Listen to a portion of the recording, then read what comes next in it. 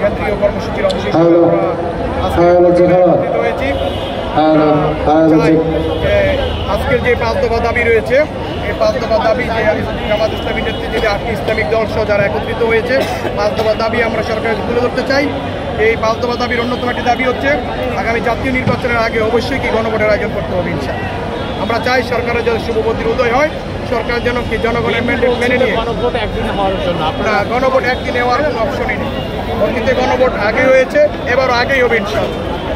গণভোটের বিষয়ে যখন বলা হচ্ছে তখন বিএনপি বলছে যে একদিনে করে খরচ কমে যাবে, আর এই মুহূর্তে যে আপনারা খরচ করে বাদ দিতে যাচ্ছে না, একদিনে খরচ কমে যাবে এরকম হাজার হাজার কোটি টাকা তো লুপাট হয়ে যাচ্ছে।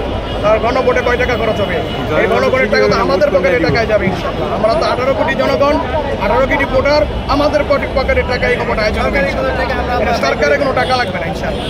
সরকার যদি টাকার জন্য করতে পারবে না, তাহলে আমরা টাকা দিব ইনশাআল্লাহ।